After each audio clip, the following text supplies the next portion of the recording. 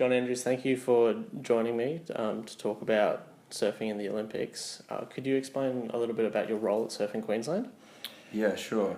So I am the communications manager at Surfing Queensland.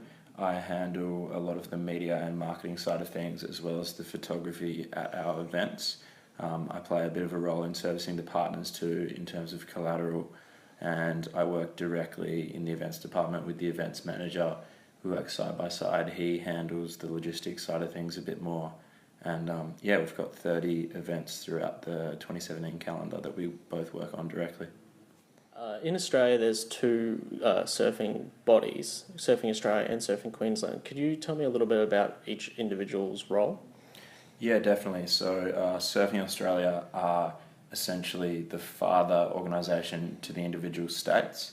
Surfing Queensland are more concerned with the actual events. Surfing Australia obviously get a lot of the funding and distributed amongst the states, and their focus is more broadly on the development of the sport on a national level. So in terms of the Olympics or the Hurley High Performance Centre, Surfing Queensland obviously have a bit more of a grassroots approach to things.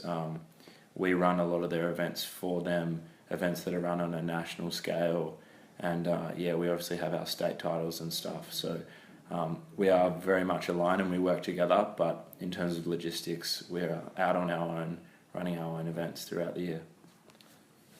So, John, you just mentioned that Surfing Queensland is responsible for the grassroots competitive surfing here in Queensland. How many participants do we have competing each year?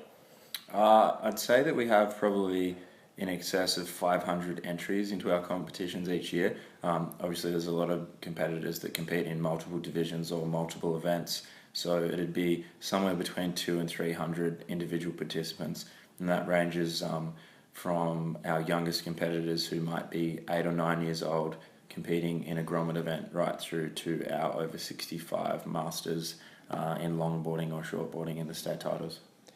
So, over the history of Surfing Queensland, how have these events changed? We had our first state titles in 1964, and I guess we've just seen growth in a number of new disciplines. We've got a lot of stand-up paddle events now, including community stuff. We've got state bodyboarding titles, and then obviously on a larger scale now we've got the Quicksilver and Burley Pro that are run in conjunction with the World Surf League. Yeah, the events have definitely changed in the last 50 years. I guess surfing sort of wasn't taken as seriously back in the day. Different style boards and different style competitions. Obviously, people were writing down scores on a piece of paper, and it was more of a recreational type event. The standard of our surfing is just so high now, and we're running world-class events. There's obviously a lot of advances in technology being backed by the World Surf League. All our scoring is done on tablets and computers now. There's a lot more prize money as the surfing industry continues to grow and be supported by other sponsors and government departments. So there's been huge growth in our events, and we're seeing this accumulate every year. So, John, over your time working here at Surfing Queensland, have you noticed an increase in the participants and the events? Yeah, definitely. We're seeing exponential growth every year, particularly with the junior competitors and the community side of things. Every year there's just more and more kids lining up. We see a flow through coming through Surfing Australia's pathway to the podium. So these kids are putting on a competition rash shirt now as young as 8 or 9 years old and surfing through till they're 18. So yeah, definitely an increase in junior competitors. We're also seeing a lot of Japanese-based surfers come over and do our competitions. So there's obviously a huge amount of demand in Japan for surfing and surfing events, and maybe there's just not the events there that these kids need to develop their surfing. With surfing being included in the Tokyo 2020 Olympics, do you expect that number of participants in the grassroots competitions to rise? Yeah, definitely. I mean, there's such a buzz around the Olympics already, and with things like Kelly Slater's wave pool, it's such a talking point right now, and we've just seen that there's a lot of exposure amongst mass media in terms of the Olympics. Maybe a year or two ago, before the announcement had come out, this sort of talking point was more amongst surfing related media, but now we're seeing mainstream media give surfing a lot more coverage. Obviously the World Surf League is getting more coverage than ever. So this stems right down to grassroots surfing and parents and kids. And we're seeing increased numbers in junior surfing. So I think that's definitely having a flow-on effect. As I mentioned before, the amount of surfers that we're seeing in our competitions from Japan is increasing. So we know the Japanese are very competitive, and there's definitely going to be an increase in competitors in our competitions as a flow-on effect from the Olympics in 2020. So does Surfing Queensland host events for Olympic trials? At the moment, this is very much in the pipeline. Obviously, this is all new. It's the first time it's ever happened. So there's still discussions with the World Surf League and the ISA about where the allocations will come from, who will be responsible for managing this side of things. So at the moment, it's sort of above our head.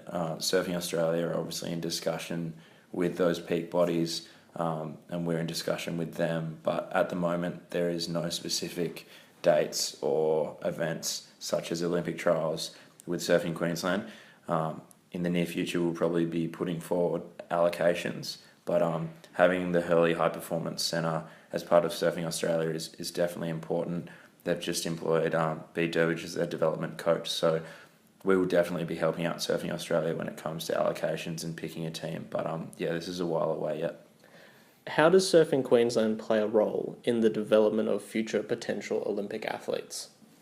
Yeah, so as we've spoken a bit about this morning, Surfing Australia in conjunction with Surfing Queensland have what's called a pathway to the podium, and that stems right down from the Weet-Bix surfer groms that kids get in the water about 4 or 5 years old. They start with a surf lesson, then they're sort of putting on their first competition rash shirts at 8 or 9, competing in events such as the Wahoo Grom Comp, and then obviously our state titles start at under 10s and under 12s. There's a process obviously of development that we offer through competition, and we see a lot of kids who obviously start competing at 10 years old go on to win major World Surf League events. Mick Fanning and Joel Parkinson have come through that system and obviously gone on to win world titles. So we definitely play a role in the development of future athletes through our events, and with the Olympics in 2020, this is now more important than ever. In terms of the progression of surfing, what's the next step for Surfing Queensland? Well, I've spoken about it a lot already this morning, but we just can't overlook our junior competitions with the Olympics and surfing getting a lot more of the spotlight than it ever has before. Our future Olympic champions will be coming from our junior competitions, and 2 years ago we saw the introduction of a standalone grommet titles to incorporate the under 12s division. And as we sort of see more parents watching surfing and more children entering in our competitions, that definitely filters into the development. So the progression of surfing in Queensland will be coming from the younger generation, and we're definitely going to see an increase in junior events so that we can provide these kids with the opportunity to get that competitive experience and develop their surfing as much as possible, with obviously the end goal being for future world champions and future Olympic champions. John Andrews, thank you for your time this morning. Thanks for catching up. Always a pleasure.